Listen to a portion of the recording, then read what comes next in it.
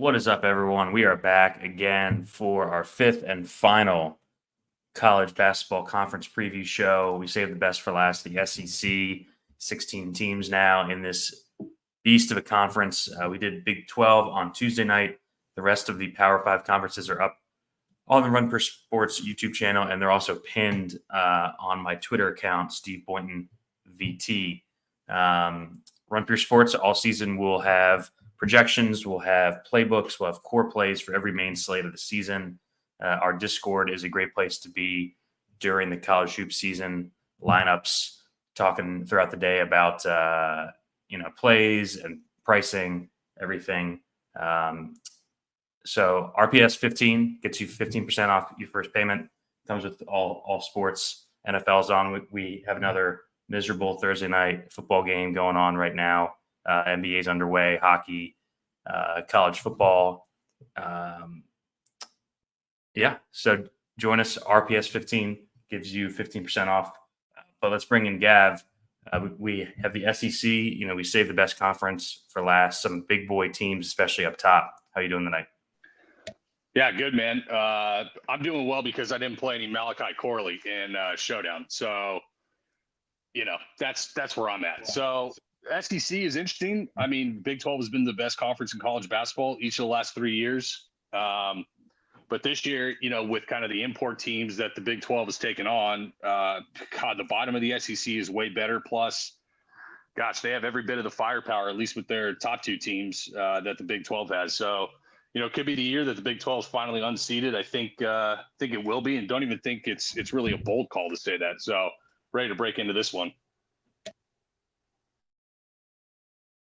Yeah, let's go ahead and get started with arguably the best team in the country coming in, Alabama. They have a couple losses. Rylan Griffin in the portal, Aaron Estrada, who was awesome for them last year, is gone. Nick Pringle portaled, Sam Walters portaled, but they bring in just a massive piece in Big Cliff. I'm sure we'll talk about it. Their defense last year was the main reason that they weren't able to make it all the way. So they bring in a interior rim protector in Big Cliff. Chris Youngblood from South Florida comes in. Aiden Holloway, 5-star point guard last year at Auburn, comes over. Houston Mallett from Pepperdine. We've seen Pepperdine guards have success after transferring.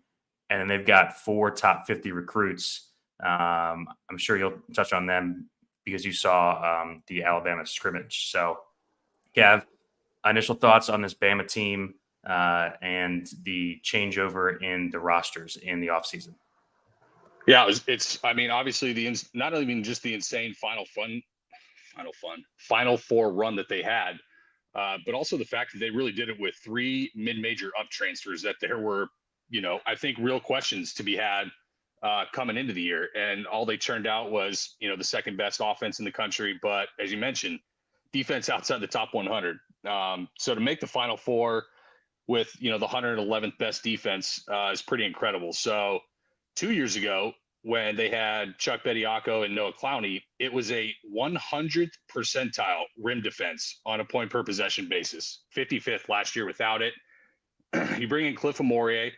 I mean, he wasn't as effective last year as a rim protector, but 2 years ago, when they still had Mulcahy, still had McConnell, still had guys that could actually defend on the perimeter and weren't just, perimeter sieves like a Jeremiah Williams and Jamichael Davis were last year. 2 years ago, he was like a 94th percentile guy. So, that really addresses the main issue.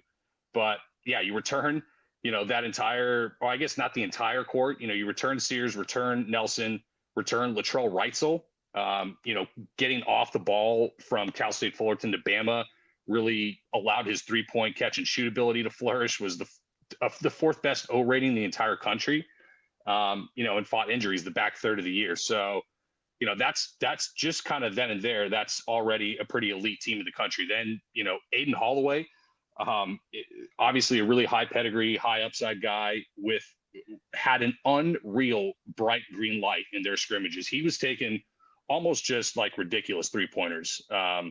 But he's going to be shooting. You mentioned Houston Mallett. He was off ball at Pepperdine. He wasn't on the ball like Mike Mitchell was going from Pepperdine to Minnesota, but another 40% 3-point guy, coming from a similar up-tempo scheme. He's going to be fine. Yeah. And then the couple of guys I think we need to mention, Chris Youngblood, ACC Co-Player of the Year, is going to be out until Christmas, but that's basically just like a luxury at this point to get the co-AAC Player of the Year. And then I think the main freshman really to highlight is LeBaron Filan. He's going to play, like, and especially when Youngblood's out. 6'4" combo guard. There's a lot of Caliph battle in him. For sure. He's always in the paint. He can shoot from deep. There's playmaking upside off his penetration ability. He's always around the ball. He's looked like literally one of the better Alabama players overall. Keeping in mind they haven't been using, I think, Aiden Sherrill and Reitzel and Nelson in these games. So with a grain of salt. But I mean, this is, dude, the 10th guy, like Jaren Stevenson might be the 10th guy of this team. He's being mocked like early second round, late first in NBA drafts because he's 6'11" with stretchability that can at least put the ball on the deck to an extent. So it is the best depth in the country. It might be like the best set of 10 guys we've seen on a team like in a good while. So yeah, I mean, I bet them 20-1 to win it when Sears was initially ruled to have injury concerns at the combine. I said he's coming back. So they're down to 12-1 right now. I think when you talk about top two teams in the country, it's do you want the Bama offense or the Houston defense? And that's basically, flavor of the week, dealer's choice kind of thing. Yeah. Bama last year had like a top 6 team offense in like the last 20 years of KenPom. I think this team might be a better offensive team, honestly. It will be. It has way more firepower, dude. Yeah. So like we're 7 minutes in, and we didn't even bring up Mark Sears yet. Yeah, he's pretty good. Top 10 player on KenPom Player of the Year last year. Returns, played 34 minutes a game, averaged 21.5 points a game.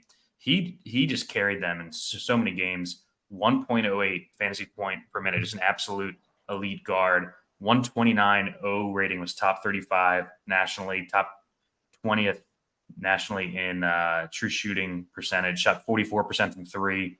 This team has got like 4 or 5 guys who averaged more than 2 3-point makes per game last season. So this team is deep. They are going to shoot the lights out. This team is going to boat race a lot of bad teams, just because even if they're blowing teams out, like the guys that they're going to have on the court are better than most team starters. So this team is deep. It's super, super dangerous. I think, like you said, the only hiccup is how much can you improve off of 111 defensive efficiency last year. I think if they're top 30 or 40, I think they have a shot to win it all. We don't have a UConn type team this season, so it's a bit more wide open up top.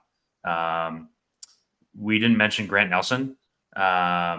Played roughly 25 minutes last year. Remained an elite per minute guy despite the up transfer from North Dakota State. Actually had his best season of the 4 in his career by O rating, 122 O rating. Didn't really shoot it well from the perimeter, only 27% from 3. But I think there's room for improvement there. He's going to have all the spacing in the world again this season. Top 85 block rate nationally kind of surprised me, Gavin. So like him and Cliff, I think the defense is going to be better at the rim.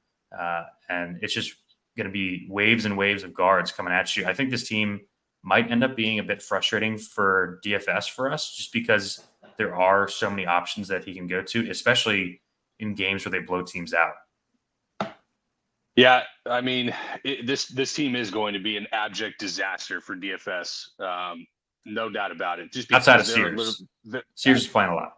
The question is Sears going to be a 21.5 guy with peripherals as the point guard, or is it going to be more like 17.5, 18? Is probably going to be the question of, where you can play him on given slates, because Bama's always going to play fast. He's always going to have plenty of opportunities. So yeah, outside of him, unless you're getting kind of, which, was kind of the Bama forward position 2 years ago when it was Bediako, Clowney. Remember Noah Gurley was there too, Jawan Gary. So, we've dealt with this before with Bama. It's probably going to be more of the same this year, I'd imagine. Yeah, and obviously a great team overall to target. Oaks has been in the top 15 in tempo every single season at Bama. Their non-con last year, Gav, they went 2-5 against top 50 competition. But when you look at what that top 50 competition was, three of the losses were to Purdue, Arizona, and Creighton, three top 10 teams. Taking a peek at their non-con this year, it's loaded up again. They play. They're at Purdue the second Friday of the season. They've got a semi home against Illinois, a neutral against Houston. We will be at that game Tuesday, November 6th in Vegas. They get UNC on the road. They have to play Creighton. So, and then also Rutgers and Notre Dame. That's what, 7 or 8, probably top 60, 65 teams, including 5 in the top 20. Probably the toughest non-conference schedule of any team that we've talked about so far, Gav. Yeah, I mean, give it up to Nate Oates. He has the job security. He's one of the best young up and coming guys. He's going to schedule aggressively. It's kind of just his mentality. So, going to be an awesome team the entire year, no question. Yep, let's go to Arkansas. Tumultuous offseason, you could say, for Arkansas. Eric Musselman is out the door, goes to your school in SC. They bring in the big fish. Calipari is in town. He brought a couple of his Kentucky players with him. DJ Wagner, a spectacular flop last year. Adu from Tennessee and Nelly Davis, I think, are the big gets in the portal here, not the UK guys. And then a trio of top 25 recruits come in. What are your thoughts on them bringing in Calipari? The last couple of years at Kentucky have been not up to par for him. Lots of catching a lot of heat for not really adapting to the modern style of basketball.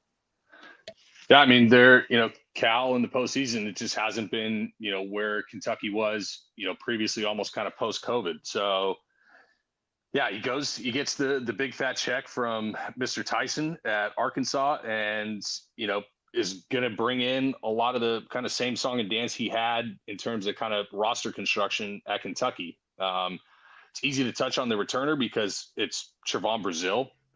Interesting piece to return, right? He was coming off an ACL last year. This was a guy that a lot of sharp people were kind of saying this is a potential like first round NBA guy, just with his given length and ability to stretch the floor as, a plus defensive guy, but never looked like he really kind of fully had his burst last year, kind of fresh off the injury, another year removed, and apparently not involved in, the Arkansas hoopla of last year, so to speak. So he's obviously interesting, but then, he brings in DJ Wagner, who underwhelming behind, 2 top 10 picks, easy kind of guy to target for a breakout in terms of stats, just kind of role wise, given he's going to be starting this year.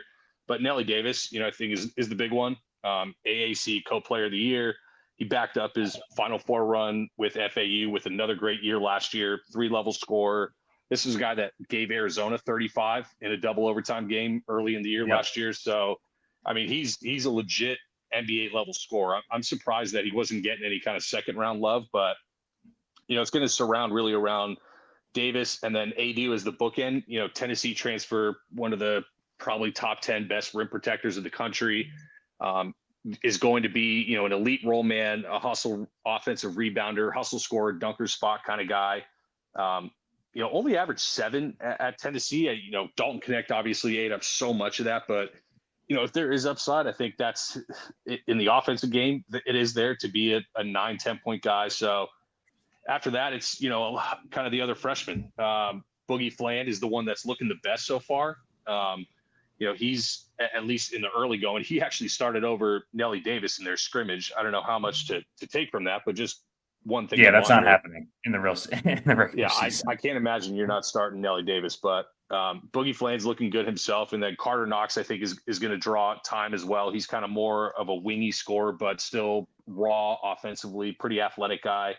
And adding kind of a connector wing in Adu Thiero, more defensive minded, and then Ivisic, God, he had some of the most incredible flashes last year.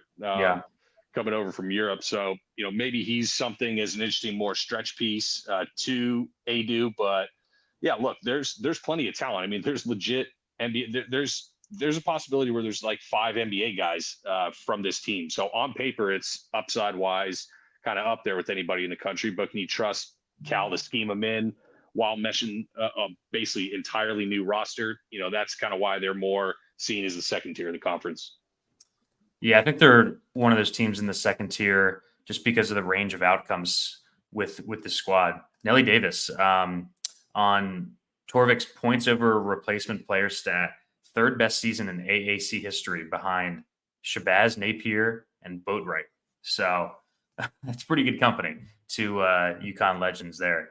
So yeah, I think this is going to be the Nelly Davis show. 1.03 fantasy point per minute last year at FAU. Flamethrower shooting season, 41.4% from 3 and 51.5% from 2. Back-to-back O ratings over 110. Good rebounder for his position. Over 6 boards per game last season for Nelly Davis. I think Wagner, I think it's interesting. Land, is going to be insurance for Wagner. I think he overtakes DJ Wagner at some point. DJ Wagner just had a terrible season. So odd that they just kept starting him over guys that were clearly better. Like, can we trust Cal to play his best players? He has a lot of talent, but it kind of felt like last year he was playing Wagner because he gave him a promise that he would start all season. Yeah, I mean, I was shocked that he actually brought Wagner with him. As someone who's given 20 plus points or 20 plus minutes per game, worst top 15 performance for a guy who averaged 20 plus minutes since LeBron Nash in Oklahoma State in 22 per Bart Torvik. So that's not the company that you want to be in. Adu, I think, is going to crush here. He's had centers that he's leaned on for big minutes in the past. Oscar Shibwe for years. He kind of dicked around with his center position for the entire season last year. I know for us in daily fantasy, it was super frustrating. It was Onyenso, it was Ivisic, it was Trey Mitchell. Couldn't really nail that down. But in the past, when he's had a reliable center, he's really leaned on them. So, like, if Adu pushes up over the 24.5 minutes per game that he had last year, he is just going to smash 1.07 fantasy points per minute for him last year. Interesting note, Gav. Cal, his team was 12th in tempo last year after 6 straight seasons of being 150th or slower at Kentucky. So that's something to monitor early. He at least let his guys run last year. And then the Frosh, like, everyone always touts Calipari's freshman, Sam Vicini, who everyone knows is a sharp NBA draft mind, only has one of them even getting drafted in either round in his preseason mock. It's early, but he's got Fland at number 33 and the other guys going undrafted. So I think there are questions about this team. I think there's questions about, outside of Nelly Davis, Adu, and Brazil, I have serious questions about this team. Yeah, I think Torvik's just undervaluing him at 35th.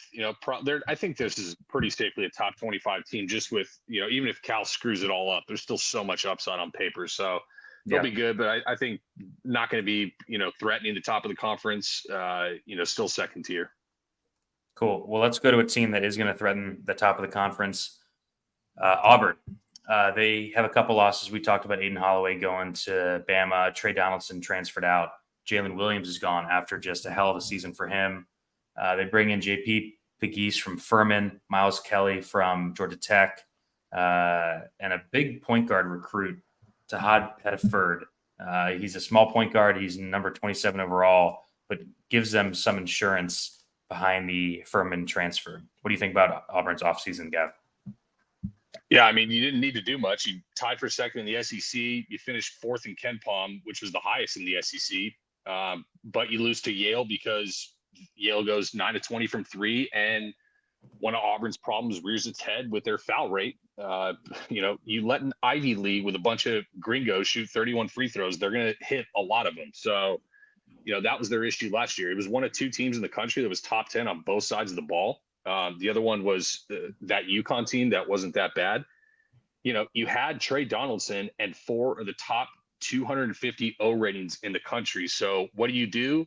You're 7th in bench minutes, and you play Chaney Johnson, Chris Moore, and Katie Johnson. Like, so absurd, man. Like, it was really frustrating.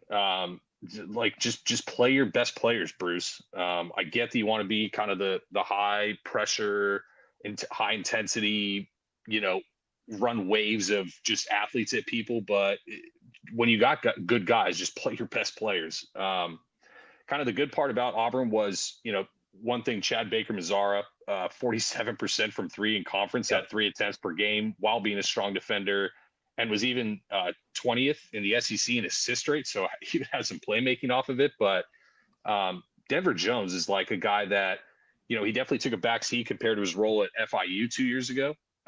Started nearly every game, but definitely platooned. Now he loses Holloway, Donaldson, and Katie Johnson in front of him, where he's more of the guard scorer, where Chad Baker is more of kind of he's like a 3-4 really. But yeah, then you import Miles Kelly, a Georgia Tech transfer who his efficiency dropped off last year. Under Damon Stoudemire, who wants to play a more kind of pro style approach than Pastner, when Miles Kelly shot almost 38% from three on 225 attempts 2 years ago. It seems like he kind of punted the end of the season. It did seem like it in a bit. So it's not surprising to see a guy like that end up in a portal who punts the last end of the year. Is it 87th percentile catch and shoot guys, and he's going to be playing off the ball. So yeah, he's pretty, set up well to bounce back. And then the guy getting to the ball is JP Begis, is probably the swing piece of this entire team. Comes in from Furman, 2-year starter. Like, he elevated his role usage wise and increased efficiency almost across the board. It was a top 150 assist rate. It was over 2-to-1 assisted turnovers. It was high free throw percentage, efficient O rating, especially against AB. So I believe him to be fine. But yeah, he ultimately, I think he's kind of what determines Auburn's ceiling. We know that they got tools everywhere. This other guy, Janai Broom, probably for my money, the best center in the nation. We bet him player of the year. It's elite rim offense and elite rim defense from Auburn, with Broom and Cardwell on the inside. So there's just a ton of experience. It's an old ass team that's now hungry off kind of a disappointing ending to their year last year. They're primed to be, top 5. I think the floor of this team is like maybe 12th with legit number 1 overall upside. Yeah, you said this team's old. Their top 7 projected are either seniors or grad students. So it's an old team. Pearl talked about on his podcast with John Rothstein that he wanted to get older in the backcourt. That's exactly what he did, bringing in Begis. I do like that pickup. He's smaller, but I feel like he's going to be consistent. It seems like this team is finally free of multiple years of just pure absolute chaos guards, right? Wendell Green, Katie Johnson, Sharif Cooper. Seems like they'll have more stability there this season with Begis, and from everything we've heard about Pettiford, he's more of like the stadium presence than like a flashy guy. He's the 5-star Frosh who chose Auburn over UConn, Kansas, and Kentucky. So some pedigree there. But yeah, I mean, it starts with Janai Broom, number 3, Ken Pom player of the year last year, number 8 at Evan Mia in BPR, elite usage, top 30 block percentage, shot 60% from the field. The only thing in his way from winning the Wooden Award is playing time. You touched on reasons why they lost in the first round to Yale. Another one is that Janai Broom played 23 minutes. He had it was 18 and 9 or something in 20 some minutes. Just dog walked him. It was incredible. Yeah. So He averaged 24.8 minutes per game. One thing that has me optimistic is that Pearl said that he wants to play more Janai Broom and Cardwell combo minutes. They only played 23 minutes all season together last year. Cardwell, I think he would start on a lot of teams. Super efficient backup center, 1.09 fantasy point per minute last year, back for his 5th season. Awesome role player. Janai Broom, 1.46 fantasy point per minute. So any bump in his minutes per game is going to be massive. Just like the counting stats are just going to shoot sky high if this guy averages like, dude, there's no way that Edie was even 146, right? I'm pretty sure when we charted he wasn't 146. Like I thought it was 1.3, 1.35 maybe. I'm pretty sure is insane. I'm pretty sure Edie was 142 last year. So we're talking about the most efficient per minute player in the entire country on a top 5 team. We took some Broom player of the year early in the offseason. You mentioned Baker Mazzara. He's the guy who got tossed in that Yale game, right? Yeah. He was awesome all season. Like you said, 124. O rating was 90th. Nationally, 42% from 3, 88% from the line. Losing Jalen Williams really stinks, but, moving those minutes to Baker Mazzara, I don't think there's going to be a drop-off there. And I think that he, steps up as the second option on this team behind Broom. I love this team. I think that they can win it all. You have a note here, 0-5 in close games last season. You get a couple of those to flip and you're, a 2 seed, maybe a 1 seed. So really love this Auburn team. Checking the non-con real quick. They have that amazing first Saturday of the season on the 9th game against Houston. Auburn-Houston is going to be a banger. And they also play Iowa State the week of Thanksgiving and then at Duke. So they're playing 3 of the top, 5-6 teams in the country in the first month. Love the scheduling from Pearl. Yeah, they have 5 Tier A teams or Tier A games in non-con because they also play a neutral against Ohio State and a home game against Purdue. So really, really nice non-con for Pearl. Awesome that he's scheduling so many big games early. Auburn's going to be on a ton of slates, Gavin, prior to conference play. I mean, Broom's going to need to be 10K, but yeah, I mean, not a ton more to add other than really what I said. All right, let's keep it moving. Let's go to Florida. Florida 24-12 last year, 26th at Ken Palm, 11-7 in conference. The 2 big losses, Tyrese Samuel and Zion Pullen, who had a great season for Florida. They bring in Pullen's replacement here in Elijah Martin from FAU and a couple of other pieces. What do you think about the loss of Pullen and Samuel in this Florida roster overall? Yeah, Riverside's finest. Pullen was crucial for this team. He started out as a 6-man, really took over kind of the lead guard role. Florida improves from 74th on Ken Palm in Golden's first year to 26th last year. They were 6th in the SEC. They made the tournament. Like, there's just overall, I think, a really positive trajectory for the program. Like, in the hands of Todd Golden, you return a guy who legit has a chance to lead the conference in scoring in Walter Clayton. Averaged 17.5, 3.5, and 2.5 on huge volume when there were potential questions about up transferring from Iona. I think, we thought he was going to be good. No, I don't think anybody saw 17.5 a game, but no. Return Will Richard, who this is a guy who we talk about, role changes. Another guy, 45% of all his catch and shoot opportunities were unguarded, which happens when you're in an offense with Walter Clayton and Zion Pullen, but now goes to the 2-3 option with Elijah Martin, who didn't have the greatest year last year for FAU, but 3-point percentage dropped a bit. 2 years prior, he was 38 and 40% after being 40 and 38% the 2 years before last when he was 34%. So he's still an elite defender, can attack the basket, is a 3-level scorer. So they're going to put a lot of pressure on teams just with their guard play. The hand locked in, is a quote unquote loss for the year. The gruesome injury, late SEC tourney. So, that's where the questions are initially going to go. But he did bolster it well. You're going to bring back an Alex Condon, who, God, he's got to be in a 28-minute per game type role here. He was extremely useful, a one, fantasy point per minute guy. He was nationally ranked top 210 in offensive rebounding, top 115 in defensive rebounding, top 125 in block percentage, and even showed like a path to have some stretchability from the perimeter. Like he was 28.9% on one attempt a game. If that's 32, even 4 points higher, he's then a much different offensive threat. So bring in Condon, you bring in a Ruben Chinyelu, Wazoo transfer. He has some pretty insane numbers when you really look at it. He only played 34.4% of season minutes at Washington State. Watson Wells really commanded a lot of the minutes, but his 16.1% offensive rebounding percentage would have been 8th nationally. His defensive rebounding percentage would have been top 40. His block percentage would have been top 25. There's upside in athleticism as a rim protector.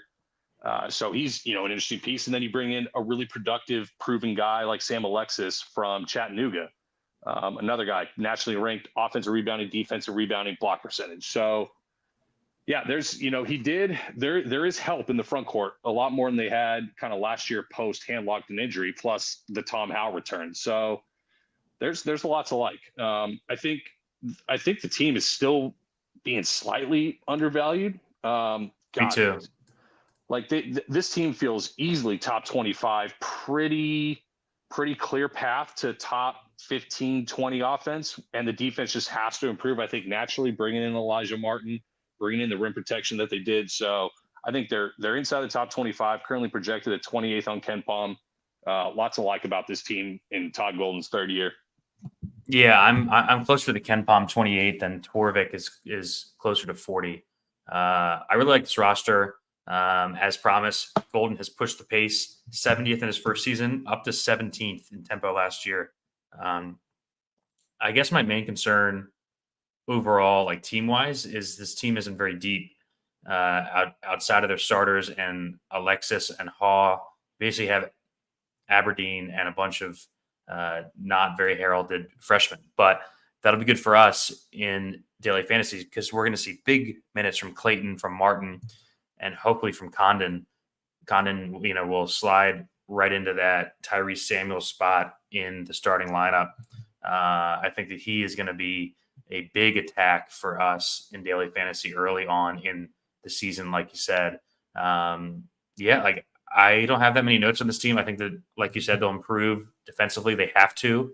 They were 26 in KenPom last year overall with a 94th ranked defense. So, I see improvement on that end. I see upside with this team if they can stay healthy. The issue, Gav, that I have is like, if Walter Clayton goes down, I don't see anyone behind him, really. So I think. Well, yeah. I mean, if Mark Sears goes down, if Wade Taylor goes down, I just don't think the depth is that bad, honestly. Who's their fourth guard after Clayton, Elijah Martin, and dude, Denzel Aberdeen showed really well in spurts later in the year. I'm not saying he's the best ever. I'm saying that as the fourth guy with upside going into his sophomore year, that he's not a bad piece at all. And you still, even without hand locked in, have 3 rim protectors plus a Tom Howell kind of swing forward. They're like 8 deep. I don't think it's that bad, honestly. Okay. All right. That's fair. Let's keep it moving. Let's go to Georgia. Georgia last season, 16-16, 154 at KenPom, 6-12 in conference. They have a bunch of losses. They bring in a 5-star recruit, big man, number 10 overall, Asa Newell, Tyron Lawrence, RJ Godfrey, a bunch of role players around the big recruit. But that's basically who they lost, is a bunch of role players. This is an interesting roster. It's, I think, pretty clearly the youngest in the entire conference. There are some people who are high on Georgia overall. I'm not one of those people. Bart Torvik has a ridiculous preseason ranking on this team, 39th might be Torvik's worst rank I've ever seen. They basically have Torvik basically has Georgia right where Florida is, which is just egregious. What are your thoughts on this team? Yeah, that's pretty funny. Ken Palm's at 67, so that's in a little bit better spot. But they were terrible in conference last year. The team has improved from 154th on Ken Palm and White's first year to 84th last year. They were 93rd pre-tournament and then went deep in the NIT, but now projected 65th this year. I basically have the same note that you said earlier: lose a ton of guys, but lose a ton of super mid guys. Yeah. They do keep the only two high upside pieces in Blue Kane and Silas Emery. You get a high upside Frosh, and you get another high upside transfer, I think, in RJ Godfrey. I think there's a little bit of upside with Godfrey, but more kind of returning to, like, really, I think the core of this team is going to be the defense of Kane and Demery, like both two big bodied guards, 6'5", can play defense while putting pressure on the rim offensively. There's both playmaking upside with them. Their freshman years, they did have a 99 and 102 O rating respectively. So it's, they didn't blow the doors off, but at least kind of showed you a path to where they can be usable offensive pieces, two-way guys, in the conference. So, Tyron Lawrence is whatever. You want to talk about mid, he's just importing one of the mids that they lost in the offseason. I was reading the Will Warren SEC preview, and he basically said Tyron Lawrence has like 5 good games in 4 seasons. Yeah, that's pretty accurate. Abson is a 6'9" App State transfer. He really played the power forward in the center. Another one of these guys that has, at least national rankings, top 400 offensive rebounding percentage, top 200 defensive rebounding, 21st block rate. That helps at the mid-major level when you're 6'9", but does it translate? At least it's a usable defensive piece, good depth with an outside chance to start. But yeah, RJ Godfrey, I mean, this is like a super physical kind of 3-4 wing. You never really got a shot at Clemson. You just there were just forwards in front of them, whether it was PJ Hall, the Shefflin just nuclear breakout. When Shefflin broke out, they needed Wiggins more to be a stretch rather than Godfrey as kind of more of the slasher interior, big bodied forward. So yeah, I think he's got some upside, like, 112 O rating, but is a non 3-point shooter. So after that, it's, Asa Newell. So everything I read, he's probably a better NBA guy than we'll see in college. It's one of the 6'10", really athletic, good foot speed for his size, movement. But the offensive game is going to need development, especially on the perimeter. But he's going to be a terror in the paint and on the fast break. So just by accident, he might be a decent defender. So, teams should be decent defensively. Top, I put out a thing where part of why they're so highly rated in Torvik is that their defense is currently projected to be 19th best in the nation, which I thought was ambitious. So that's probably they were 132nd last year, just for context. Yeah, so if you want to tell me top 50, that's fine. Top 40, we're really starting to push it. So, that's what's buoying their rating. So I think, they'll be fine. They'll probably make a slight improvement, but I don't know if it's going to be as drastic as likely indicates by the preseason projections. Yeah, I'm not even buying top 50 with this roster. This roster's awful. I don't know who's going to hit perimeter shots on this team outside of Blue Kane. Your 2 best shooters are Mount St. Mary's transfers. This was the funny note, Gav, that I texted you. They brought in both these Mount St. Mary's guys, and then I pulled up some box scores from last season. And in the game that Georgia played Mount St. Mary's, these guys scored 26 and 23 points against them. They're like, yeah, come on over to Georgia. We need some shooters. We have nobody who can shoot in our starting 5. Tyron Lawrence shot 7% from 3 last year. He's a career 28% 3-point shooter. Demery was under 30%. Blue Kane actually shot it decently as a Frosh, but there is no shooting at all whatsoever from this team. I think spacing's going to be terrible. I think this might be an under team, actually, Gav. I think they're going to, like you said, probably defend pretty well and struggle to score. And like I said, it's just a super young roster in a very, very old and experienced league. Mike White, not a coach that we respect very much. He's underachieved his preseason KenPom ranking every season since 2016. And he's starting KenPom. Oh my God, that's a good stat. Yeah. 8 years in a row he's done that? Yep. And he's starting KenPom at 67. So let's take a quick peek at their non-con. Forgot to do it last team that we did. They've got an away at Georgia Tech the second Friday of the season. That Friday, November 15th, I feel like we've talked about a lot of big games on that day, Gav. Looks like they're in an MTE the week of Thanksgiving. They've got Marquette and St. John's that week. They'll just get ass blasted in those two games. Home against Notre Dame and semi-home against Grand Canyon. So, pretty difficult non-con for them. I'll probably be on a pretty heavy Georgia fade early in the year. Any other thoughts here? Negative. All right. Let's go to Kentucky. Lots to talk about here. End of an era for Kentucky. They go 23-10. They finished 23rd at KenPom, 13-5 in conference. But obviously the miserable end of the season, the boosters wanted a new face, and they got a new face. Mark Pope is a new head coach. Literally everyone from the team last year is gone. You did this team sheet, Gav. I'll let you take over and talk about some of the guys that he brought with him here. Yeah, I'll try to be brief. This is a team that if you went through everybody, we'd be here for 3 hours. So I'll do the best I can. But, Lamont Butler will play point guard. This is a San Diego State transfer, real non-shooter, but definitely a slasher that's going to put pressure on the rim. He's elite point of attack defender. You bring in a Kobe Brea, who was one of the more heralded recruits, in the portal. It was just an absolute lights out shooter, like almost 50% from three on 6 attempts a game at 6'7". Will definitely fill that role. Jackson Robinson comes with Mark Pope as, an elite movement shooter, Big 12 6 man of the year. Now he's going to step into maybe the usage guy of this team, but I think it'll get relatively spread. But Robinson is going to have a path to a large role. Andrew Carr is really an inside out big from Wake Forest. 6'11". He had a really nice year last year, bro. He was so good. Like in this, and this is the only worry I had with Wake Forest is losing Andrew Carr and how good he was inside out.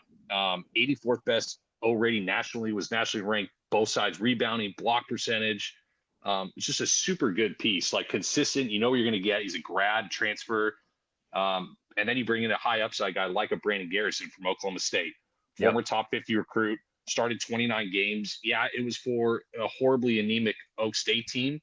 But you saw the rates for sure. And you saw kind of the upside on paper. Dude, he dunked on somebody in one of the scrimmages, and I thought I would have walked out of the arena if I was the guy who got dunked on. It was so bad. But yeah, after that, it's Kirk Kriisa. We know what we're going to get from Kirk Kriisa. It's elite 3-point shooting, and it's literally nothing else. And it's actually negative defense. So that's basically kind of the core of it. I would assume Otega Owe is going to be another off-ball guard, a little more of a slasher than a 3-point guy. But yeah, he's coming off the bench when he was just, a really steady, consistent starter for the most part in the Big 12. And then, the last guy I'll mention is Amari Williams. I think he's actually the most interesting piece of this team because of what we saw from Mark Pope last year at BYU. Mark Pope made Ali Khalifa and Noah Waterman look like Nikola Jokic in stretches. Mark Pope found a niche where if you can extend fives who can not only shoot from the perimeter and be threats, but also play make from the perimeter. And Ali Khalifa was like, for as much as I'm dogging him, he literally was one of the best playmaking hub fives in the country. You run zoom actions off it. You run plenty of off-ball screens. You give spacing for lanes underneath. Amari Williams, that's what he did at Drexel. This is a 7-footer, 2-time All-CAA, top 20 usage rate nationally, already used to carrying offenses. He had 6 assists in one of the scrimmages, which immediately told me like, oh yeah, they are going right back to it. So I think the only problem is, what do you do with Carr, Garrison, and Williams? What does the minute allotment look like? So we're going to need a good price on it, which probably doesn't happen coming off of what he did at Drexel and what his stats look like coming in. So But I think overall for the team, going to be a really intriguing piece, really useful, is going to look like just a god in Mark Pope's system. Yeah, this is an interesting roster. There aren't really any stars on this team. Um, Will Warren, who does a great Substack, had an awesome note, I thought. So this roster does not have one player ranked in the top 15 of the conference on Torvik or Evan Mia. The highest a team finished without having a guy inside the top 15 players in the league last season was LSU at 8th. You need top end, talent to get to the top 5 in this conference. I don't see it on this roster. Pope is a good coach, but it's a big step up to this league. I have concerns overall about the upside of this roster. I think the floor is safe because the coach is good and you have solid pieces, but doesn't this feel like a collection of third and fourth options to you? Yeah, I'll say non-number one options. Okay. Yeah, no. Because then that I think includes Jackson Robinson. I don't really know if are you winning the national championship with Jackson Robinson as your best player, as Kobe Brea as your best player, as Lamont Butler as your best player? Are you even even a second weekend I think would be incredible for this team, expectation wise, especially when Kentucky hasn't made the second weekend in multiple years. So I think win a game in the tourney and you're probably beating expectations in all honesty. Yeah, the guy that's getting all the national media hype is Jackson Robinson. Sorry, they're acting like this guy is new. Like this is a fifth-year senior who couldn't play at A&M, couldn't play at Arkansas. Has a career O rating of just basically 100. I don't think he's anything special at all. I think he's probably the fourth best player on the team. I think Andrew Carr is going to be the star of this team. I think Brandon Garrison is an awesome pickup. I like your notes on Amari Williams. I don't get how the national media just picks Jackson Robinson as a guy who's going to be like an all-conference player. Like, what are they looking at to project that? They're looking at 14 points a game and 26 minutes per game under the same coach. But he had the worst O rating on the entire BYU roster last year. I think I did note that exact thing. It was literally the worst O rating on the team. So, yeah, I'm not one personally that's going to go to bat and say you're wrong about Jackson Robinson. I'm more saying that's what they're seeing. Yeah, I don't know. I see like 30-ish overall for this team. I'm kind of right in the middle of Torvik and Kempom. Let's take a quick look at their non-con real quick before we move on. They've got that game, the neutral against Duke, the second Tuesday in the Champions Classic. Then they got a bunch of bye games. They play at Clemson. I think that's an interesting one in early December. Probably a bye spot for Clemson there for me. And then road against Gonzaga that Saturday. So tough week for them there. They play Louisville at home and a neutral against Ohio State. So 4 Tier A games in their non-con going into conference play. Any last words on Kentucky here? Nope. All right, let's go to a team that'll be quick here. LSU. They lose their 5 best players. Jalen Cook, Jordan Wright, Hannibal, Stewart, and Baker are all at the door. They don't bring in much, Gav. Jordan Sears is going to start at the point. Tennessee Martin transfer. We'll talk about him.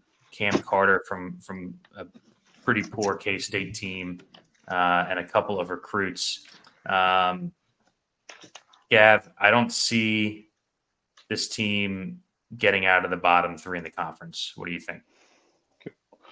Yeah, I mean, they were 151st. They're McMahon's first year. They were 95th last year. Now they're projected at 50th, losing all those guys. How is that possible? No, I think this is the worst team in the conference. In all honesty, yeah. I think if you tell me there's one team in the conference that finishes outside the top 100, I think it's LSU. Let me let me jump in real quick. So when we were just talking about Kentucky and the Will Warren thing, so that same stat, we just talked about UK not having any top 15 ranked players in the SEC per Torvik. LSU has one in the top 40, Tyrell Ward. It just shows you the dearth of talent on this roster. I mean, you bring in Cam Carter. Like there are stretches where Cam Carter can be a usable offensive piece, but he's definitely better and more defensively minded. He's got 3 sub 100 O rating years. He's a 30 and 32% 3-point shooter. Yep. He was K-State's best defender, so that will help. Pair that with, Mike Williams was LSU's actual best defender on Evan Mia. So, maybe they can form a little bit. I'm trying to bake a devil's advocate perspective of how they just aren't treacherously bad. So it's putting a lot of pressure at the point of attack between both those guys. You bring in some, not bring in, but return some upside with Tyrell Ward, with Jalen Reed, and with Derek Fountain, right? Ward is more the shooter. Fountain's more the defender. Reed is, I don't know. When you look at his numbers are terrible, but you also bring in, you mentioned Jordan Sears, right? UT Martin. This is another guy that's 5'11", had the 12th highest usage rate in the nation, 41% from 3 on 162 attempts. Like, that'll definitely play. Top 120 assist rate. He was also Tennessee Martin's best defender on Evan Mia. So, maybe that is kind of between those 3 of those 4 guys, the Cam, you're going to need a lot from the backcourt for sure, because you're not going to get it from the front court. Will Baker and the stretchability that he provided throughout the year. Jordan Wright was so good on the wing last year too, for a team that finished 95th. They were running 5-out stuff in a Matt McMahon offense that's already running shooters off screens at an exorbitant rate. But I don't know if they really have the shooters to do that this year. Cam Carter didn't have great numbers. Mike Williams didn't have great numbers, and Jordan Sears is going to have to play on the ball. So, it's looking pretty dire for LSU. Yeah, I mean, this team went 9-9 in conference last year and still finished 95th at Ken Pom. I think that is, I think that's kind of their ceiling. 95th. The 51st is, you're out of your mind. Here, they finished in the team they tied with in conference, Texas A&M, they finished 60 spots behind them in Ken Pom, and 61 spots behind the team that finished behind them in conference in Mississippi State. It was ridiculous. Yeah, I think this is going to be just a super inefficient backcourt. Cam Carter, the reason he was a DFS play is because he averaged 35.5 minutes a game, not because he was a good player. Like you said, ratings of 89 and 97 the last 2 years. Jordan Sears, very small guard, huge step up in competition in his career tier A and B games, 85.6 and 90.9 O ratings the last 2 years. He's low efficiency, usage hog, making a massive jump in competition. I've got big concerns about this backcourt. And, the front court pieces are all interchangeable. And for DFS, we can ignore this team the entire season, Gav, because they all play 18 to 23 minutes. McMahon was 28th last season in bench minutes. Just a god-awful team for DFS and in real life. Let me quick peek at their non-con. Per usual, it's super easy. That's how you end up 95th at Ken Pom. You don't play anyone and you lose all your big games. They're at K-State, neutral against Pitt, and they're at SMU. Those are their only 3 games inside the top 280 at Ken Pom. So we won't be seeing much at LSU. That's probably for the best. Any last words here? Nope. All right. Mississippi State is up next, 21-14. Like you said, 34th at Ken Pom, going 8-10 in conference. The big loss here, Tolu Smith out the door. DJ Jeffries, Shaquille Moore also gone. They bring in a handful of transfers. Claudio Harris, shooting guard from BC. Riley Kugel, the enigmatic wing from Florida. And Kanye Clary, who was dismissed from Penn State halfway through conference play. What do you think of the roster shakeup here for Miss State and the loss of Tolu Smith? Yeah, another team with a third-year coach in the SEC went from 53rd James' first year to 34th last year. They're also 0-2 in the tourney. They've also been a combined 12 of 50 from three in those two games, which have been their Achilles heel. They were dead last in the nation 2 years ago in three-point percentage. Literally, like the blind school of the poor from the Northeast was a better three-point shooting team than them because Mississippi State was last. They actually improved that to 268, and that was even with Josh Hubbard having just maybe the most unforeseen freshman nuclear year for a power conference frosh in the country.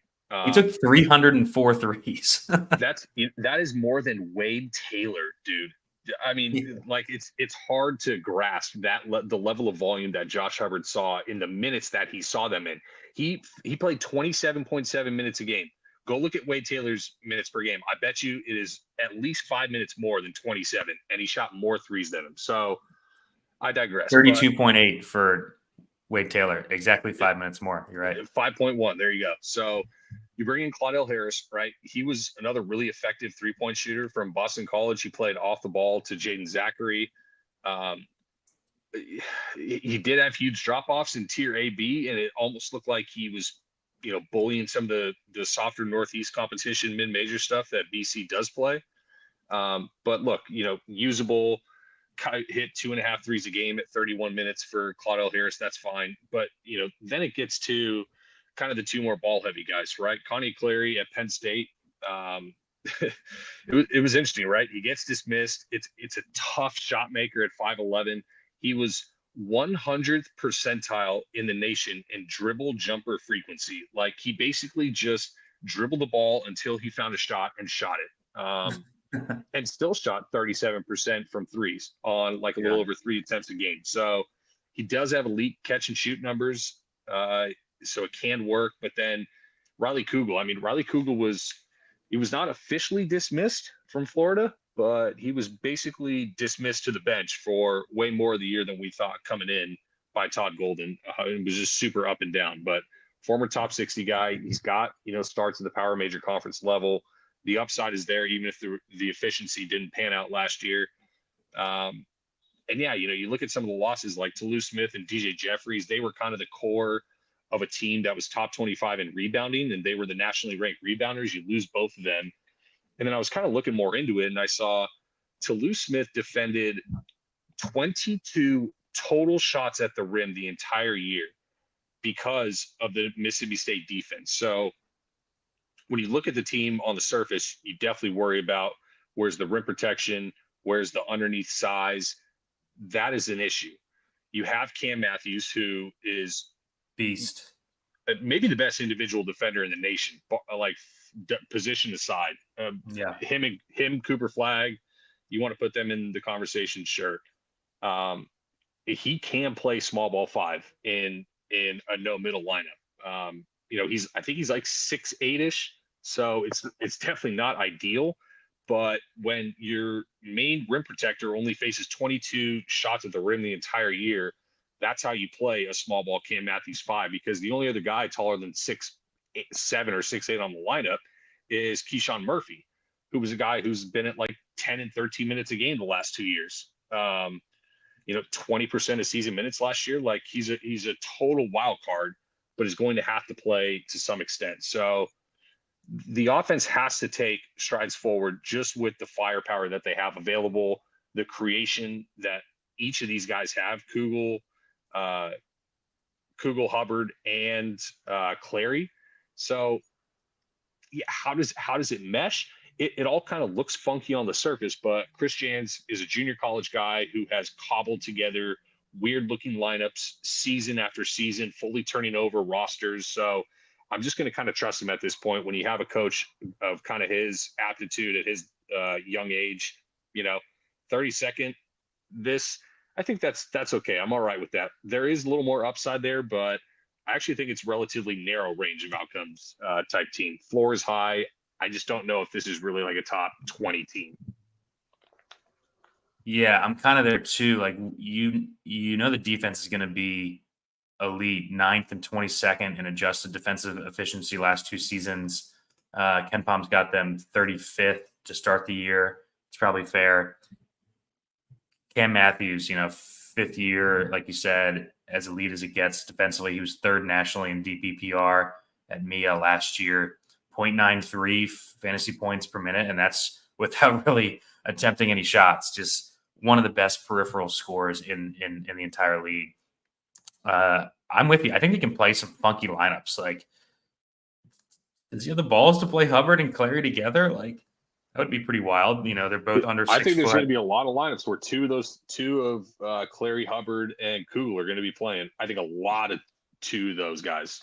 Yeah. So you can tell in the portal that he's like, hey, we just have to make more perimeter shots. That's pretty clear in going to get Harris, who made 2.5 a game last year, Clary, and you didn't mention RJ Melendez. I think he's an interesting, contributing piece.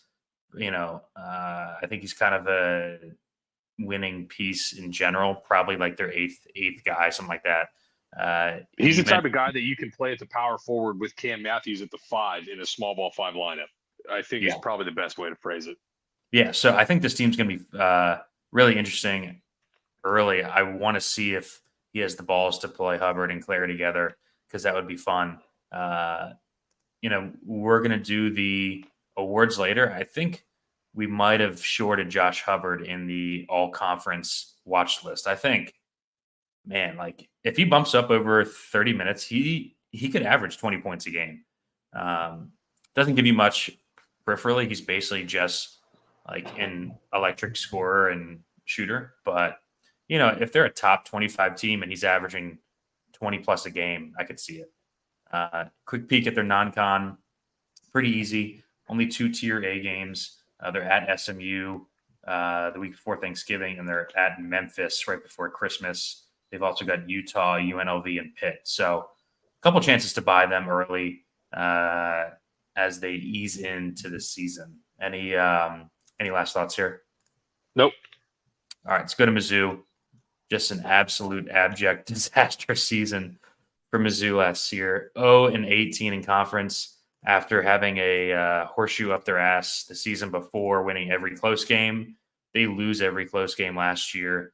And go 0-18 in conference. They went 8-24 overall, end up 145th at KenPom. Both of the projection systems have them making a massive jump. KenPom's got them 53rd to start the year. Some pretty big turnover, Gav. Noah Carter, Sean East, Nick Honor finally gone. They bring in some good transfers, though. Tony Perkins had a hell of a season at Iowa last year.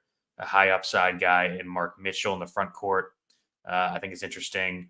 And then a couple of top 100 recruits, including a wing, number 29 overall, Boateng. What do you think about the roster turnover here?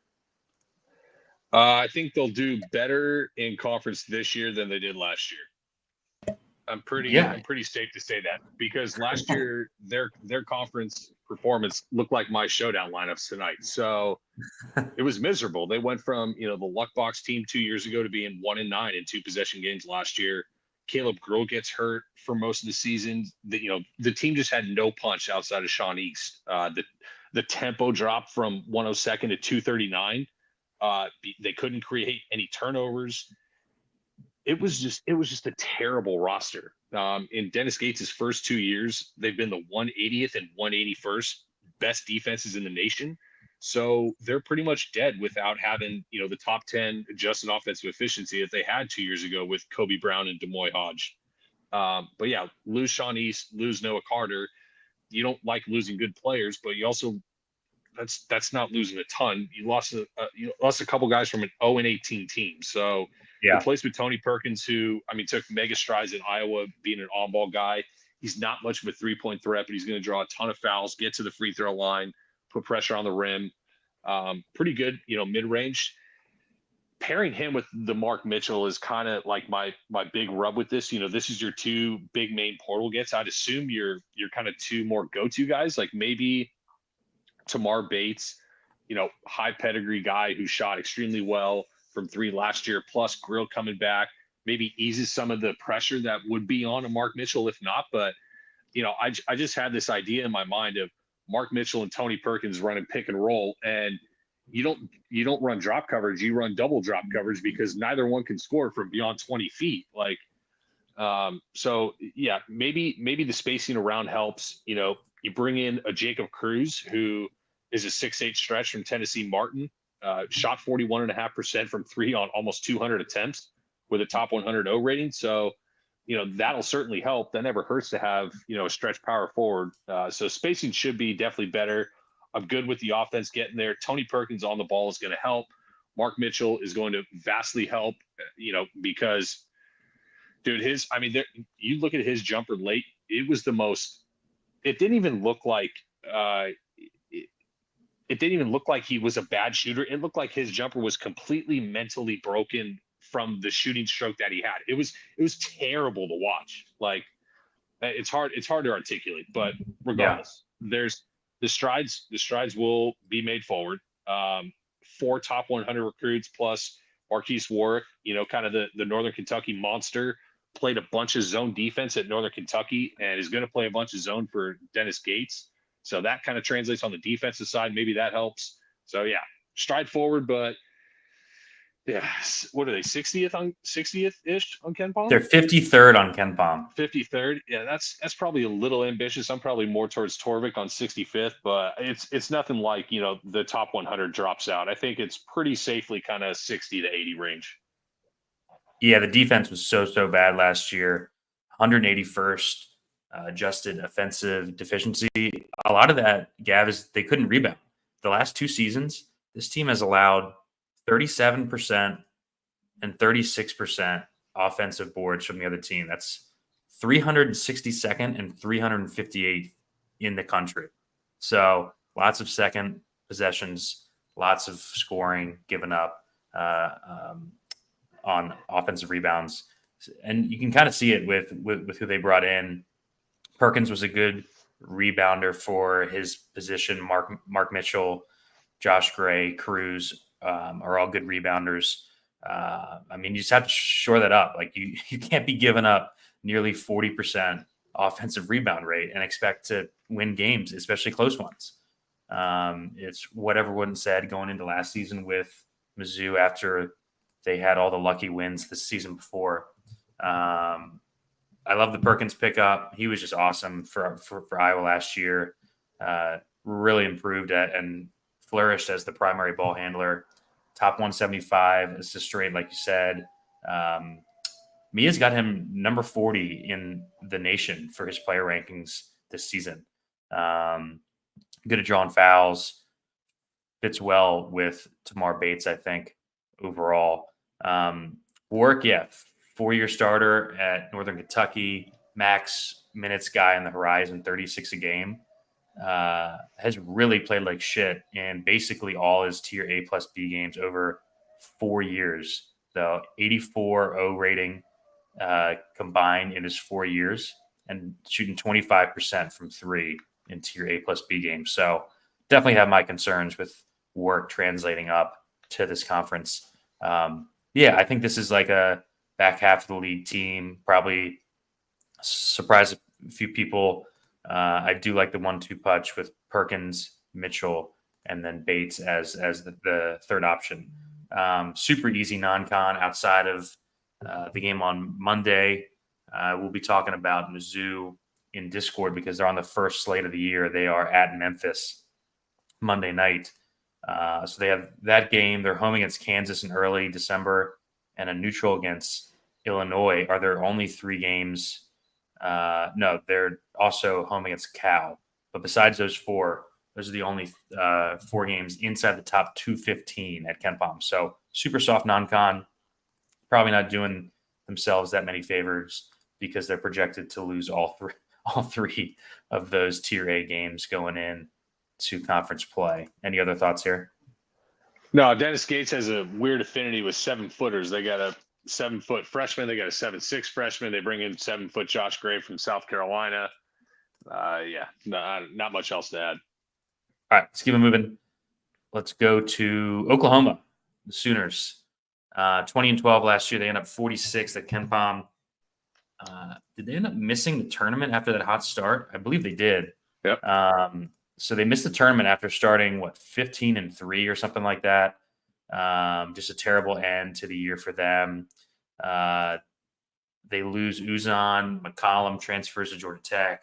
Owe, we talked about earlier at Kentucky, I believe. John Hewley's gone. They bring in, I think, probably the worst group of incoming transfers in the entire conference. What do you think about this roster, Gav? What are they doing here? What are they doing?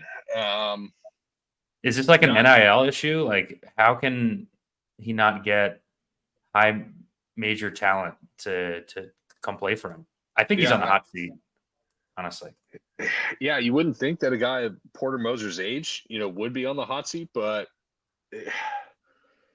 this Oklahoma might be a job like TCU where the school is more football based, and as long as you just make the tournament, you can kind of keep your job. But Porter Moser hasn't made the tournament.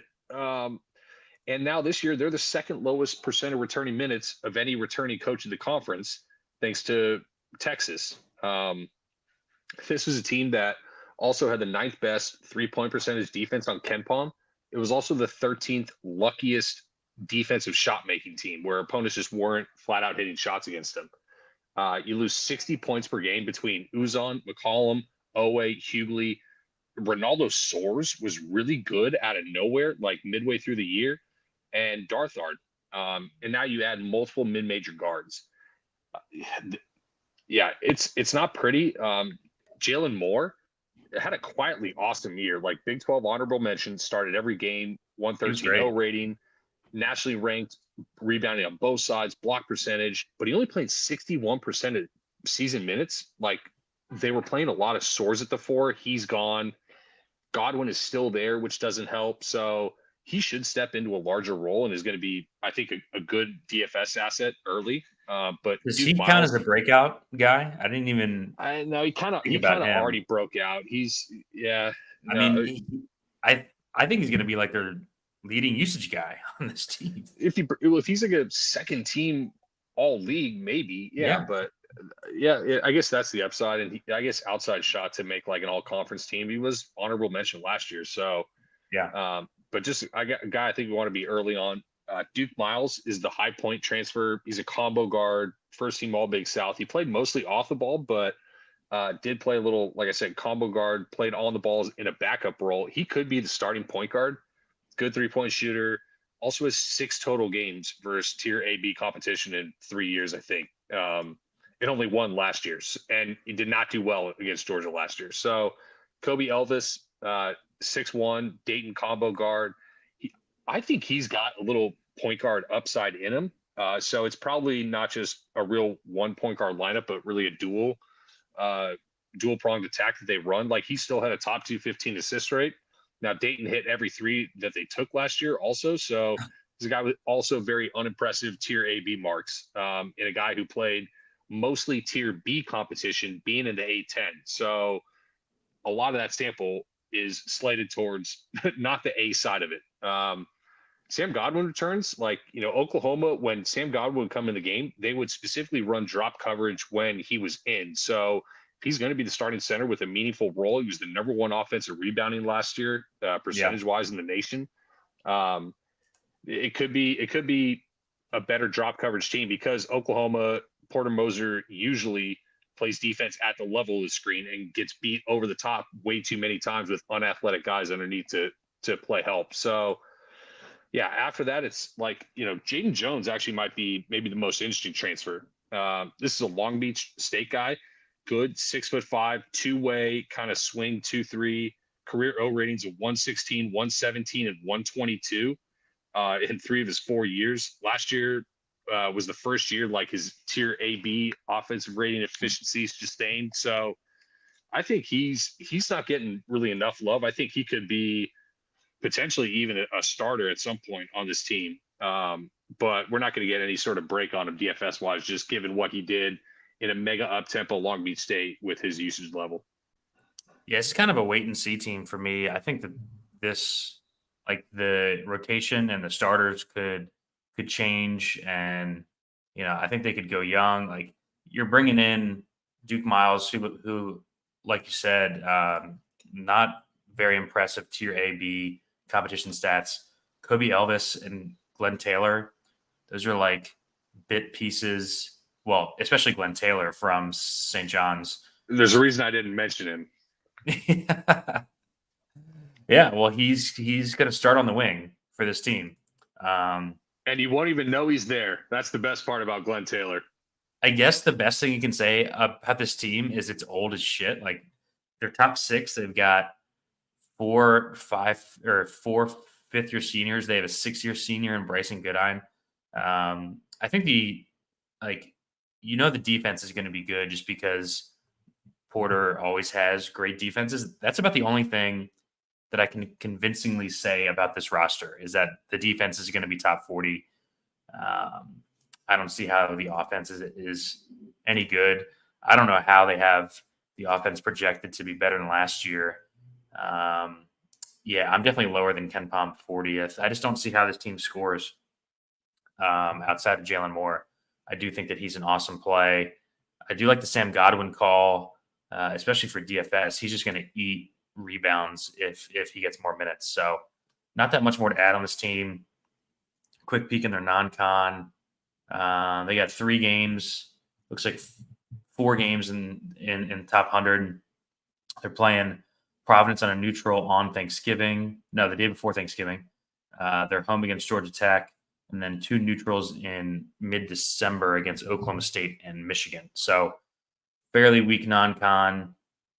I think this is a bottom half of the league team.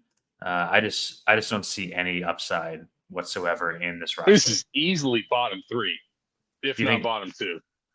You think bottom 3? Yeah. Yeah. I mean, I think. Yeah. So like the bottom of this conference is way better than the Big 12. Yeah. LSU, I think, is worse than this team. I think Georgia could be worse. South Carolina we'll get to. But yeah, I think bottom 5 for sure. Any last thoughts here? No, I've already disparaged that shit institution enough. We can move on. All right, let's go to Ole Miss. Ole Miss, wow, this is going to be a wild ride. This team, Kevin. They go 20-12 last year. They finished 86th at Ken Palm, 7-11 in conference. They lose Alan Flanagan, Brandon Murray, Musa Cisse, and Jamarian Sharp. They bring in a bunch of guys who score. Trey Davis from Seton Hall, Sean Padula, Malik Dia, one of the top usage guys in the entire country last year at Belmont, and a couple other transfers here. Gav, I think we all know what the strengths and the weaknesses of this team are. What do you think? Yeah, I mean, last year was a shit first year for a coach of Chris Beard's caliber, and this is not the show to debate Chris Beard's morality, but aside from that, he is an elite coach of basketball, especially at this college level, as he's proven. The thing about Ole Miss is that this is the trendy media pick, right? This offense is going to be sick. I don't know if you saw any of the scrimmage stuff against Illinois. Dude, I mean, there were 7 different guys hitting 3-pointers. It was actually insane to watch. Like, you have Jalen Murray coming back, who had the nuclear breakout season. He was a platoon guy at St. Peter's. He walks into the SEC, he goes 37% from 3 on almost 200 attempts. Yeah. He's also, an 88th percentile guarded guy. So maybe there is some slight negative regression on that end.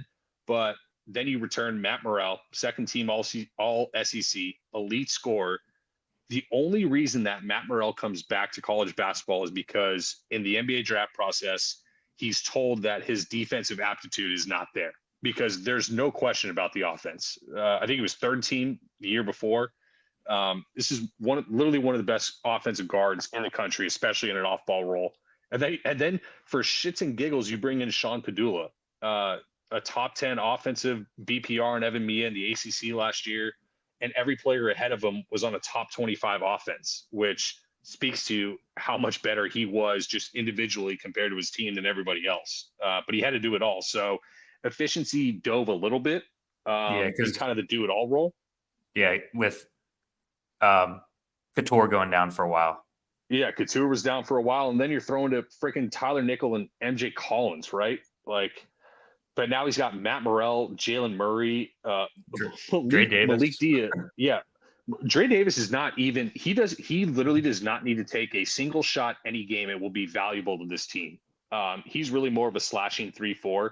The O rating did pick up last year, mostly because he's around shooters and has great slashing lanes and doesn't shoot 3-pointers. You know, he did shoot actually 34% on, but you know, not many attempts per game. But Malik Diaz is kind of the kicker, right? The number one usage rate in a Belmont role where he was platooning, it was a 34% 3-point shooter himself on over 125 attempts, plus rebounder, a pretty good defender. I don't understand how a team with Moussa Cisse and Jamarian Sharp was as poor defensive rebounding wise as they were. Like, it just blows my mind. It's not physically possible to be that bad again. 359th nationally. I don't understand. But so you bolster that with Mikal Brown-Jones, who is a UNC Greensboro guy, first team All SoCon, mega. He's like kind of almost Montrezl Harrell type, which is mega motor, 6'8", elite rebounder, rim protector, is going to be slightly undersized at the high major level, but we'll make up for that plenty. And we haven't even brought up Jamin Brakefield, which was kind of their kicker last year to the offense being good, was his stretch 4 ability. And he was right back to it in the scrimmage. This is a former, I don't know if he was a 5-star or high 4-star, but former Duke guy, played extremely well last year. This offense, like when they're hitting shots like they were in that Illinois scrimmage, it is going to absolutely cook. But what's the upside of this team, right? It's all those guys plus the defense panning out. Do you trust Beard on that side? 47th on KenPom, I'm pretty safe saying is low for sure. It was one of the worst defenses in the SEC last year. Yeah, that's what you have to get to. No one on this team can guard anyone. I would say this team is going to be horrendous defensively. This is going to be a fun and shit team to watch. Murray's not a good defender. Padula is not a good defender. No. Morrell has not been a great defender, but I think with that being kind of the NBA swing skill, there's upside to see emphasis on that side. You bring in Dre Davis. This team finished 141st in defensive efficiency last year and lost Flanagan, Cisse, and Jamarian Sharp, and brought in a bunch of guys who don't guard anyone. This team is going to I have absolutely no rebuttal to whatsoever. This team is going to play in some gnarly 90 to 88 games, and it's going to be so much fun. Beard is a good coach, obviously. I think so. My two concerns, clearly the defense. I think the defense is going to be terrible. And then also is this team going to run into there's only one ball issue? So their top 8 contributors projected for this season all averaged 13 plus points last season. Not all these guys are going to average 13 plus points. I'll jump in. Murray, Morrell, and Padula are all 87th percentile catch and shoot point per efficiency or better. So I think they can all play off ball and be effective. I think they all can create, and I could see where the concern comes from. But these are guys that, when they have assisted threes with their feet under them, have been mega effective in their careers. I'm talking about more like percentage of shots, right? All of these guys are used to being one of the top options on a team. Someone's got to be the 8th option here, Someone's got to be the 7th option. I think that's at least a mild concern, because you're bringing in a bunch of transfers who are used to taking a good volume of shots. And, if, unless they score 120 points a game, these guys, everyone's usage is going to go down, is, I think, at least a mild like locker room concern. The offense is going to be good. It's going to be good. I don't know if it's going to This seems gonna be be. fun as shit, dude. Yeah, I don't know if it's going to be. I think Ken Palm has them top 10 good. Yeah, I don't know if it's that good, but I think 15. this is 15. I think this is kind of top 20 offense pretty easily. And there's going to be nights when they're hitting shots as a group that they're going to put it up in bunches. But yeah, the defensive worries when you lay it out that simply from the mark they previously had with the guys they lost and the guys they brought in, it's hard to see the defense making strides. So I'm on board with that. You talked me into it. Yeah, Dre Davis, the only positive DBPR on the entire roster last season. Yeah, this team's gonna be really bad defensively, and like my note here, a rocket ship offensively. I said all they're missing from being Iowa is the faster tempo, which is actually kind of funny. Any last words here? I think this is gonna be a fun team. Actually, let me check their non-con real quick. Pretty soft non-con, 3 tier A B games. They got a semi-home against Colorado State in mid-November, a neutral against BYU on Thanksgiving Day. That'll be a fun one. And then at Louisville. So soft non-con. I'm really hoping that this team is on some slates early, but we'll have to see about that just because God, the defense is so bad. This team's going to give up 100 points in a game this season. That's a bold call from me. This team is going to give up 100 points to like Bama or Auburn or a team. I don't know. I don't know if it's going to always be apparently clear who's going to be the DFS guy of this team. This could be another nightmare unless we get kind of good prices on a Dia who likely takes a minute uptick. You know, it could be tough. Well, the good thing is by the time they're on slates, we should know because you know they're non-con is so soft that we're not going to see them that much early. So hopefully we don't have to guess. But yeah, like I was saying earlier, every play in their top 8 had a 21% or higher usage rate last year. Someone is going to not have that. Well, I guess we'll find out. Super interesting team though. Let's go to South Carolina.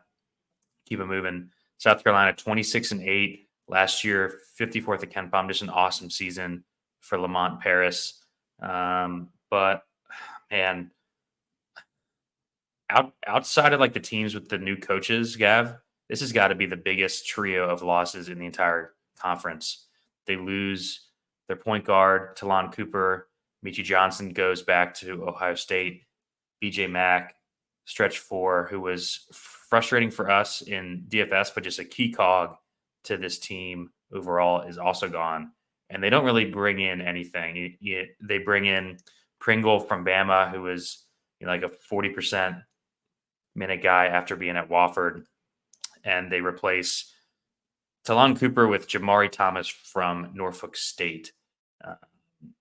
What are your thoughts here? This kind of seems like a one-man band. Yeah, I mean, it's funny because they do lose a huge core of guys. They're actually kind of towards the top end of the middle third in the conference in terms of percent of returning minutes.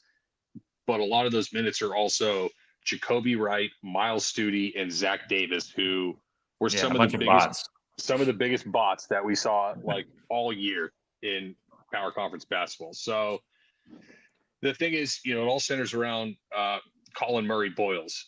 We're going to have an issue because we're going to have Chad Baker Mazzara, who's CBN, and we're going to have Colin Murray Boyles, who's CMB, doing that all year. But this is a guy who, I mean, stormed onto the scene. Is it kind of a big, wide-bodied frosh, is really more of kind of the hub 5 variety. And I think that's really the upside with him in this team. Last year, like BJ Mack was playing center a lot of times. He's a 6'8" guy from Wofford. So they can definitely do it. I mean, Murray Boyles can play make. He's an efficient scorer. It's a nationally ranked guy, like almost across the board. Top 25 player on Evan Mia coming into the year.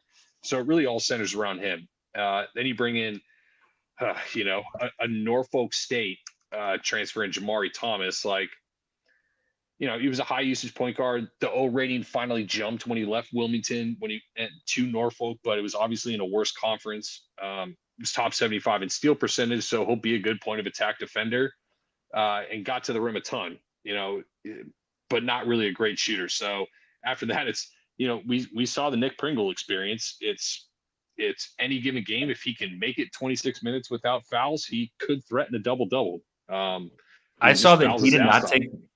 I saw that he did not take one jump shot the entire season. That sounds about right. Oates Yeah. probably told them you're not allowed to shoot the ball unless you can put your fingers on the rim with the basketball in your hands. But I Yeah. think, one of the kind of less heralded parts of not only this team but the conference is Cam Scott, this number 35 Frosh, for a team that's going to be really, really mediocre offensively, outside. How does he not push into the rotation? He has Yeah, to. in front of those three guys that we mentioned, Jacoby Wright, Miles Studi, Zach Davis. Studi's more of the shooter. Davis is more of the slasher. Jacoby Wright is more of the wind sprinter. Jacoby Wright had a .53 fantasy point per minute last year. He's the wind sprinter. Yeah. Yeah. It's basically, it's easy. We're going to play Murray Boyles. We need to monitor Cam Scott. And I can't imagine we're ever going to see a price on Jamari Thomas that gets interesting. Yeah, the tough part about South Carolina too for DFS is the pace, right? Under Lamont Paris, they've been 323rd and 351st in pace. I don't see how the pace picks up with this roster, Gav. If I were him, I'd play it as slow as possible. Like, if you're not playing with like pace, they did last year. What? Like they did last year. You play mega slow. You take a ton of threes. You don't allow a ton of threes, and that's how you go 11-3 in close in 2 possession games. And yeah. I got to put my hand up. I was a South Carolina doubter last year. I said no way they make the tournament. Sure enough, they get just absolutely barbecued by former Gamecock himself, Jermaine Couisnard, in the first round of the tournament. But I will get my revenge this year, and I had to hear it from every troll on Twitter. So I'm glad you got your time, because this year is my time. Did Couisnard put up 40 in that game? I think he did. He absolutely just dusted him. It was so bad. Yeah, I think this is the bottom 3 team with a bullet in this conference for sure. Murray Boyles, we'll talk about him later in the accolades part of the show. Let's keep him moving. That's way too much time on South Carolina. Let's go to Tennessee. 27-9, number 5 on KenPom at the end of the year. 14-4 in conference on the back of Dalton Connect.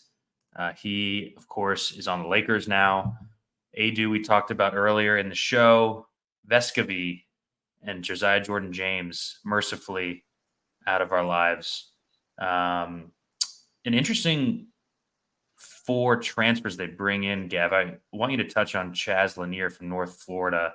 Darlington Dubar, I thought, was really good at Hofstra last year. Not getting that much pub, but I think he's an awesome pickup with upside.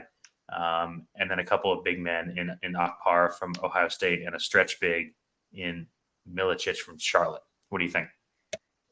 Yeah, I think we had, I think you had, I definitely had them winning the SEC. It's the same top 5 defense, that Rick Barnes is going to roll out. Here's their defensive efficiency ratings the last 4 years: 3rd, 1st, 3rd, 5th. So just book it, right where it stands. But you get the nuclear Dalton Connect offensive year to kind of carry the offense that their Achilles heel through multiple stretches the last couple of years was offensive ineptitude. So you mentioned Chaz Lanier. Yeah, there's some stuff to like. He was 44% from 3 on over 7.5 attempts per game. That is chucking at another level. Yeah, it is. I think the only guys who shot better than him from I did a tweet about this. Only guys that shot better from him from 3 with 200 attempts were Kobe Brea and Mark Sears. I'm pretty sure. Wow.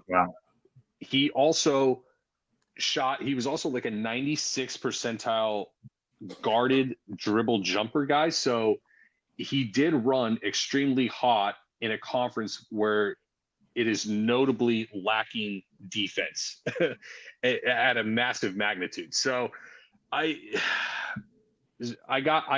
listening to sharp folks that are kind of getting me a little bit more lukewarm on Lanier than I was coming into the year. But that being said, I think the most interesting piece coming in is Milicic. 6'10", an elite stretch big, 37.5% from three on 5 attempts a game. Tennessee has never had a guy like this in the past. Tennessee has always been a double big guy. John Fulkerson, Eve Pons, the Adus, they've never had a guy like a Milicic that Who was the big goof 2 seasons ago that would just pummel people Uros down low?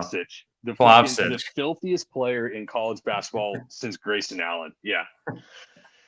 I mean, so like I think Milicic is like the really interesting piece. An elite defensive rebounder, nationally rated block wise, an offensive minded big surrounded by the elite defensive core that you return of Zakai Ziegler, the SEC Defensive Player of the Year, mind you, Felix Okpara, who comes from Ohio State.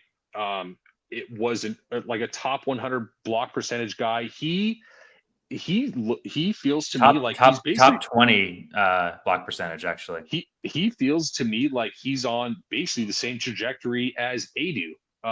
Adu played almost the same season percent minutes that Okpara did at Ohio State. The stats are very aligned. Adu is just 1 year ahead, and Adu had the starting role at Tennessee. And we talked about how productive he was and the upside that he has. I think Okpara is really on the same level. So you can play Okpara and Milicic. You can play only Milicic. That's what I think really unlocks this team even more than a Lanier, because I still think the team is going to get carried by Zakai Ziegler. Think about just second year off the ACL tear, right? He was a guy who got better as the year went on. And God, I don't want to say player of the year. I don't think that's viable, but I think stone lock for kind of first team all SEC, just what he does both ways on the court. And then it's, Dubar, we thought was interesting, right? 6'8" ECU transfer, we think would be a 3-and-D wing, 40% 3-point shooter on 180 attempts. He also played 6 minutes in the scrimmage. So it's not like, if we get a price on Dubar heading into the year DFS wise, we have to just lock it. There is downside where maybe he's just not ready, because Tennessee also does have 3 relatively high heralded freshmen returning in JP Estrella, Cade Phillips, and Cameron Carr, who all can get minutes. So the team is way deeper than usual. Yeah, it's a deep roster. I don't think it has the upside and the punch of a Bama and Auburn, but it definitely has a better floor given the defensive trio you can run out with Ziegler, Meshack, Okpara to be better than the tier 2 teams. Yeah, I mean, Ziegler and Meshack has to be the best defensive backcourt in the country by far, right? Meshack, per College Basketball Reference, is coming off the best defensive season in the SEC since 2015 Willie Cauley-Stein. That's pretty gnarly. I love the backcourt. No one's gonna be able to score on this team with Okpara at the 5. Like you said, top 20 block percentage. I like Dubar. I hope that he cracks the starting lineup at some point. He's always played well in Hofstra's like tier A and B games. I feel like whenever he's been on the slates the last couple of years, Gav, he's just absolutely smashed. He's played well in big games, and he's got a pretty big sample of playing up in competition. So I'm a big fan of Dubar. I hope that he gets a solid run. But yeah, no, this team's super deep. Like you said, we didn't mention Jordan Gainey, probably one of the better bench pieces, I guess, like as insurance, I think. And then the trio of sophomores who were like top 50-ish guys last year just provide so much insurance. So yeah, really like their top, 8 or 9 here. Going to have to see how it shakes out outside of Ziegler, Meshack, and Okpara. I think the first couple weeks we should look to see how Lanier, Milicic, and Dubar's minutes look. Milicic took more threes than twos last year, Gav. So yeah, definitely a stretch big. Quick peek at their non-con. They're at Louisville the first Saturday of the season. They got a neutral against Virginia, home against Syracuse. Excuse me. Neutral against Miami, and then at Illinois in mid-December. So, 5 tier A and B tests at least early. So we'll be seeing a bunch of Tennessee on DFS slates. Any other thoughts here? Yeah, I do have an important next point. Yeah. Last year was Barnes' fastest team tempo-wise, 80th in tempo since 2014 Texas. Literally the fastest Barnes has played in a decade. And this team has a ton of athleticism. Literally everybody other than Milicic. Milicic is a fat, big fuck. Like, he's not going to run. But literally everybody else on this team is athletic and can run.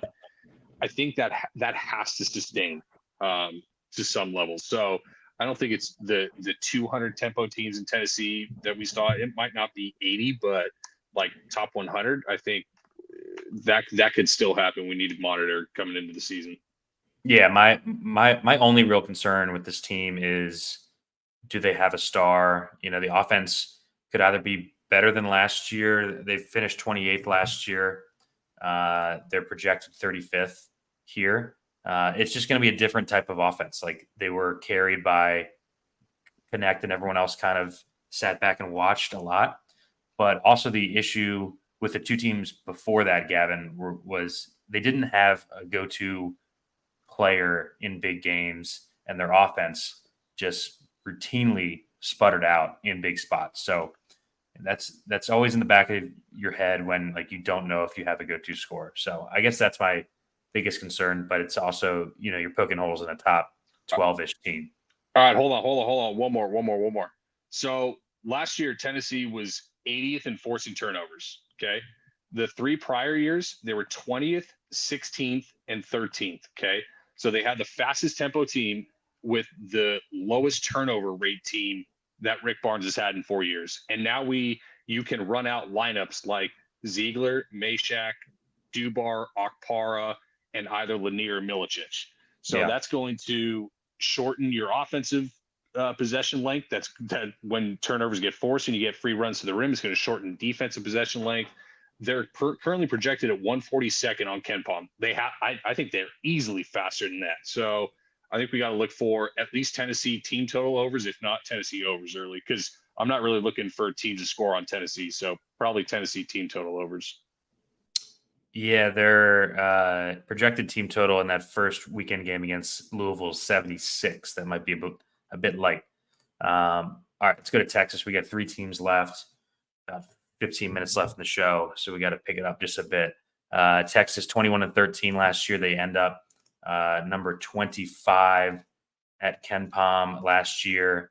Their season ended, of course, against this Tennessee team in the tournament. That's 2-7 game.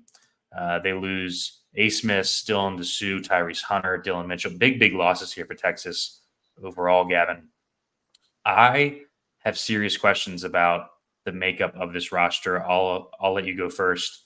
But they bring in Jordan Pope from Oregon State, Jamon Mark from Arkansas, Kaluma from K-State, and the number 5 freshman in the country, Trey Johnson, along with a couple guys from Indiana State as well, Julian Larry and Jason Kent.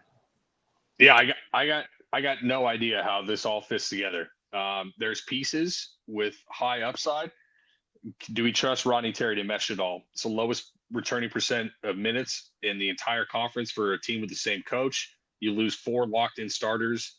You replace it. I think the team really starts with what it looks like Trey Johnson. This is the 5-star Frosh, tough shot maker. There's a lot of Cam Thomas in him where he shoots the ball, you go, no, and then he makes it, and you go, yes, great shot. Have you seen what, by the way, with Cam Thomas, what he's doing in the NBA right now? He's averaging like 28 a game.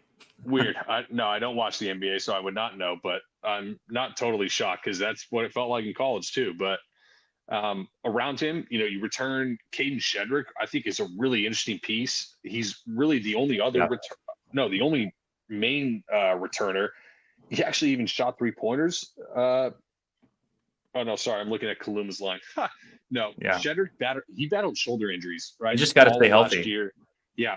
and now has less depth behind him. On Eric Onyema is the only other big behind him.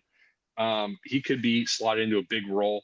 Jordan Pope, offensive minded, defensive negative from Oregon State. Tremont Mark, tough shot maker, bad shot selection, can play defense, but didn't do it at Arkansas that well.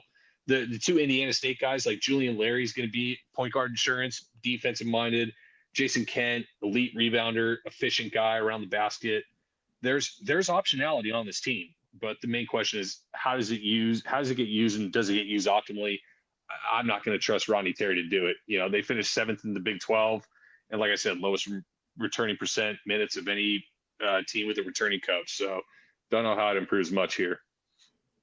Such an odd offseason, right? So they get, I think it was Tremont. It was either, I can't remember if it was Pope or Mark first. They got him like the day after the tournament ended. I was like, okay, cool. You're replacing A. Smith with, a high usage lead guard. And they went and got the other one who's basically the exact same, like the exact same role. And then they bring in Trey Johnson, who is that exact same type of mold. So they got 3 guys who are basically play the exact same role. I just have no idea how it's going to fit, how he's going to make it work, how he's going to make these 3 guys happy. All 3 of these guys are going to want to be the leading scorer on this team. We've already seen shit go bad with Tremont Mark's teams in the past. Arkansas last year, obviously. He leaves Houston is never a good sign.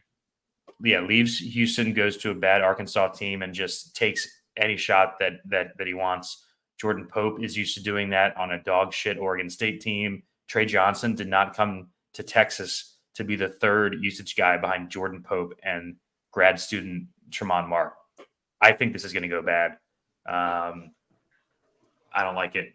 Arthur Kaluma, not known as a winning piece. When you basically get booted from Creighton and Kansas State, 2 coaches who love to retain their own talent, I have big question marks about their top 4 here. I do echo what you said about Shedrick. I think he's an upside piece here.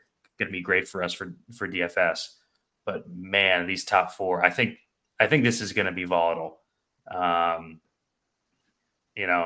Kendall Weaver had a good season last year as like the energy bench card. I think it's worth mentioning him. But yeah, no. Torvik's at this team fucking 11th to start the year. I'm going to be fading the shit out of this team early. I really want to fade them night 1 because I'm high on Ohio State. But that's probably too early to be buying in on Ohio State with all their moving parts too. Besides that game, 100%. Yeah. Besides that game in non-con, they got a neutral against Syracuse the week before Thanksgiving. They're at NC State. Like, I'm not really trying to buy Syracuse or NC State either. And then they host UConn Sunday, December 8th. So not that many times to fade them early. All their other non-cons are outside the top 320, Gav. So very easy non-con. This is a team that I will definitely be fading if they stay like in the top 15 in these projection sites. I just don't know how he's going to make this work. You've got 3 guys that are basically the same player. I actually hope they pace inferior athletic non-con games against mid majors, and they come in overvalued to conference, and then we fade them. I think that's the play with Texas. Yeah, like I could see UConn dropping a game in their tough non-con early, and Texas being like 9-0 hosting UConn, and we get UConn as a dog there, something like that. Also, when they start non-con, you're right, Gav. Like, say they drop that UConn game and they're 11-1. They're at A&M and they play Auburn and Tennessee in their first 3 conference games. So that will be a fade for me. All right, let's power through these last 2 teams. A&M, we just mentioned. Let's go to them. 21-15 last year, 35th at Ken Palm. The game of the tournament, I think, last year against Houston in that overtime loss. That was so sick. They lose Boots Radford. Man, he's been Buzz's right-hand man for what, 5-6 years, it feels like. But not much through turnover gun here. charges and everything. Yep. They bring in 3 impact transfers, especially a guy that they need in CJ Wilcher. I'll let you talk about that and the main need of this team. Pharrell Payne feels like he fits perfectly on this roster. It's just we're just gonna pound the glass all season. So I think he's a good pickup. And then Phelps is the Boots Radford replacement. What do you think here? Yeah, it was a disappointing year last year. They finished 7th in the SEC. It was also kind of a funky year. You know, you lose Julius Marble before the year. Still, nobody knows why. He could be up on murder charges and nobody has any clue. Misses the entire year, kind of like Naquan Tomlin before Memphis. Henry Coleman faces injuries. Boots Radford is out for games. It was a thin team that was injury riddled. You know, and which culminated in the thrashing of a really hot, trendy shooting Nebraska team. And then, like you mentioned, the game where they gave Houston with Jamal Shed everything they could handle in overtime. But it's the number 1 team in the SEC in returning minute percentage by margin. And I think they've been that at 2 years in a row now. Basically, over the last 3 years, they've lost over a 3-year span. They've lost Quentin Jackson, Dexter Dennis, Deshaun Diarra, and Boots Radford, and quote unquote Julius Marble. Like over a 3-year span, that's just incredible retention team wise that you trust a coach like Buzz Williams. This is the team I'm waking up with fucking hot sweats about that I'm not in on. It's not even that I'm so in on the Zurich Phelps transfer himself because he moved off the ball at SMU and was awful next to Chuck Harris. CJ Wilcher will help that. 2 last 3 years has been 39% from 3. Wade Taylor had to take on more load without Boots Radford in the equation and being hurt part-time. There's upside in this team, and I'm kind of scared that people this is one of the less heralded SEC trendy picks. A lot of people are on Ole Miss. A lot of people are on Florida for kind of the longer shots. This is one that has like 20-1 Final Four odds. And this is basically the same team that just ran Houston, like I said, down to the wire with Jamal Shed. It's like at 20-1. I'm getting nervous that we're too low on this team because they got bodies for days now. There's way more depth than last year. Yeah. So Buzz is a program builder, not like a guy who's going to grab guys in the portal. We saw it at Marquette. Year 5 was his awesome team with Vanderblue, Junior, Cadogan. The year 5 at where I went, Virginia Tech, was the absolutely sick team that finished like top 12 with Kerry Blackshear, Justin Robinson, Ahmed Hill, Alexander Walker, that lost at the buzzer to Duke. This is year 5. I believe it's year 5 for Buzz at A&M. Like this is when he's got all the pieces that he wants. They're all old. This is his year to win. I really, really like this roster. It's super deep. The injury to Coleman last year sucked, but it also kind of introduced us to Anderson Garcia, Gavin, who and Stolo Washington. Yeah. So Anderson Garcia had the most extreme on-off splits on the entire roster last season. The team was awesome when he was in the game. Just one of the best rebounders in the entire sport. 9.1 in 28 minutes a game. Wade Taylor, stone locked for first team all conference. Going to play 32 plus minutes a game, 1.01 fantasy point per minute. He was kind of the only guy who, had a great year that was expected to, at least.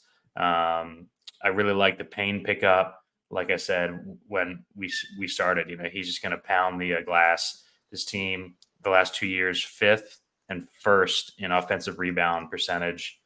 With this roster, I don't see how they don't do that again. It just all comes down to the shooting, the perimeter shooting. 255th 2 seasons ago, 342nd last year. I talked about bringing in CJ Wilcher, 39% from 3 in his last 3 seasons. He's a key piece here, Gav. I think him, And then the continued, hopefully, breakout of Obaseki, former top 40 guy. He had a hell of a run in March. He was basically the reason that they made it to that game against Houston in the tournament. He's the swing piece, right? Clearly. Yeah. So one of the biggest breakout pieces in the conference. He's going to start from day one. I think Buzz knows that the upside of this team hinges on him having a great year. Any last thoughts here? Yeah, he was 12 of 22 from 3 in March, which helps. I think part of the reason why I'm starting to get on A&M is that, like, Obaseki had incredible Evan Mia offensive BPR numbers, and when you compare it against your teammates and where he ranked, he was basically next to Wade Taylor. That shows the on-offs that he had with this team, which was the ceiling of this team. But it's like, even if Obaseki doesn't get there, if Wilcher can be Obaseki, then Texas A&M still might be like where Texas A&M was at the end of the year. Like, I'm starting to think there's no way that we wake up on Monday morning for the games to start and I don't have some Texas A&M money. Final Four, I don't know if it's to win the SEC, because there's just too many good three-point shooting teams and they're going to allow three-point shooting, which could also be their undoing in a tournament game. But this is a team that nobody is really kind of talking about that I think is really potentially undervalued. How about just betting them night one against a dog shit UCF team? I'm probably going to be doing that. Yeah, jump shooting heavy team that lost all their rim protection against a team that just assaults the rim like Texas A&M. That sounds good to me. Yep.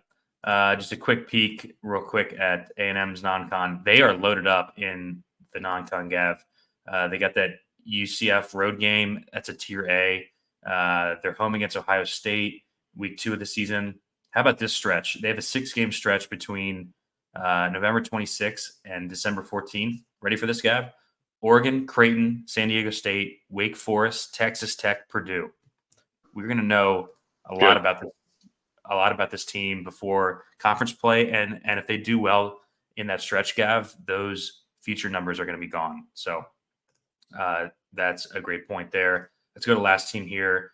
I'm definitely higher than the market on this team, and I'll get into why.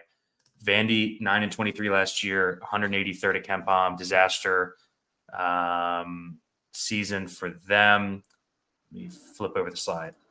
They finally eject Jerry Stackhouse, long overdue in my eyes.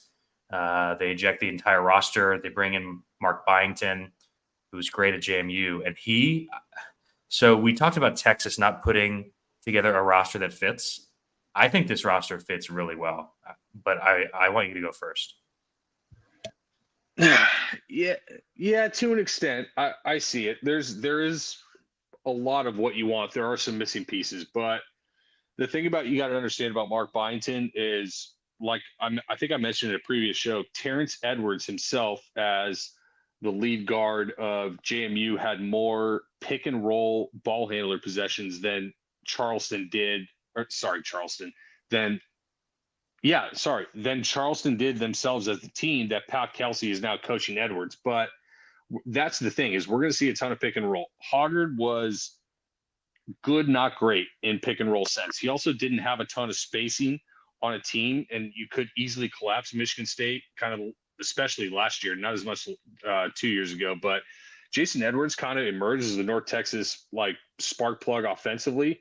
He's also 6'1", up transferring. We'll see. Really started kind of the last 2.5 years. He was a bad defender. So I don't really know what he is as a pick and roll guy, because Ross Hodges didn't run much of that, his first year. But Devin McLaughlin's an interesting piece from BC, started every game last year. Usage was low, but was extremely productive and efficient. So, yeah, I think it really centers around kind of those three guys. And then whatever you get from Chris Mannon, Cornell transfer, 6'5", kind of 2-3 guy. He did have the 5th best steal percentage nationally. He also played against a bunch of former accountants and investment bankers in the Ivy League. So, does that translate in the SEC? Probably not. Is he still a serviceable defender? Probably. So It really is around those four. You get the 3-point shooting of Tyler Nickel. You get the wind sprinting of MJ Collins, both those guys from Virginia Tech. The Jalen Carey piece is the interesting one, right? This is the only piece that I shouldn't say piece. I should say only player that Mark Byington brought with him from JMU. If he had qualified on minutes, was like a 127.0 rating. That would have been second behind that Edey fella. It would have been nationally ranked offensive rebounding, defensive rebounding. This is a really high upside piece that when you only have Kajani Wright, who, trust me, as a USC guy, I saw him, he sucks at basketball. Jalen Carey is probably going to be getting good minutes at least, call it the back 2/3 of the season. But a guy that we definitely need to monitor, especially early on in DFS. Yeah, his brother was pretty good in college too, Vernon Carey at Duke.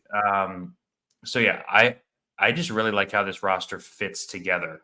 I talked about the redundancy of 3 or 4 pieces on Texas. You get 2 proven veteran guards in Hogard and Edwards. You got multiple great perimeter defenders. You got 2 elite rebounders, multiple good shooters. I just think the team, with what he had coming in, I think he did a good job with the roster. KenPom's got this team 96, which is 30 points lower than the second worst team on KenPom in this conference. I think Vandy does not finish last in this league. I'll say they're outside the bottom 3 in this conference. I think this is like 70th-ish ranking. Byington has the best seasons in JMU and Georgia Southern history on KenPom. So is a good coach. He clearly had a plan bringing in each of these pieces, Gav, which is more than you can say about some coaches that we've talked about. So, yeah, I'm with you on Carey. I think Nickel is a really nice piece on a team, shot 40% from 3 on almost 5 attempts per game. Gives him some spacing around Hogard. Jason Edwards was awesome at North Texas. This team's going to play with pace too. Like we're used to slow Vandy teams. Byington's been top 90 in pace the last 5-6 seasons. So this team's going to play fast. I do like the pieces. The issue is there aren't that many places to buy them early in the season. I guess home against Cal, but they aren't going to be tested that much in non-con. But yeah, no, that's a lot on Vandy. I just want to say that I am high on this team, higher than the market, that is. Any last thoughts here? No, I'm good with higher than 96. I think saying that they're 4th worst in the conference or best is kind of bold. So I respect it. I can see it for sure. Yeah, I think LSU, Georgia, South Carolina finish below them. All right, we're over 2 hours, so let's wrap this up with a quick discussion on all SEC team and some breakout players. Gav, I've got the list here. I'll let you take it away. I think Sears, Broom, and Wade Taylor are stone locks for first team, and outside of that, there's probably 4 or 5 guys that have a chance to make it. I think I think Ziegler's a lock for the first team, like returning defensive player of the year with the Connect offensive usage vacating. That's pretty easy. I think it then comes down to really Walter Clayton, Colin Murray Boyles, or Wade Taylor. So pick your one. Nelly Davis too, I think. Yeah, maybe. I just there's a lot of people that Cal's got to keep happy, which kind of made me think more second team for Nelly Davis. But Murray Boyles could be like 17, 8 or 9 rebounds and 3 or 4 assists, and that's good enough. That could be good enough counting stats for first team. So I think I'll go there. Yeah, and the breakout players, I think there's like a tier of 2 that are just absolute clear ones in Obaseki and Alex Condon, just going to step into major roles, guys who have been very, very efficient on a per minute basis and are just going to get huge minutes bumps. I also listed Brandon Garrison at Kentucky, Jalen Carey at Vandy. We talked about Keyshawn Murphy at Miss State just because of the lack of size on that roster. And I have Baker Mazzara here. I get it. Like, he played 20 minutes last year, but I think he has a shot at like third team all conference, just kind of stepping into that Jalen Williams role. What do you think? Yep. Nothing more to add. I think kind of the biggest opportunity for role jump would be Keyshawn Murphy, like going from literally a 10 to 13 minute guy to potentially like 25, 26. But that's a complete shot in the dark, solely projection based with no real like evidentiary backing. So yeah, other than that, nothing more to add. Yeah, I think my two favorites by far are Obeski and Alex Kahn. And Alex Kahn is going to crush this year in that Tyrese Samuel role. All right. We went long, but it's a fun conference to talk about. We had a lot of takes. Thanks for everyone who watched all the shows. We're getting good views on YouTube after the fact. If you want to watch all of them, I've got all of them pinned on my Twitter at Steve Boynton VT. Gab is at BURIEDTREYS on Twitter. Join us at Run Pure. The college hoop season is super fun in our Discord. We have a great group there, and we'll be putting out content for every main slate of the season. We are within a week. We got a game starting Monday. The grind starts on Monday. For Gav, I'm Steve Boynton. See ya next time.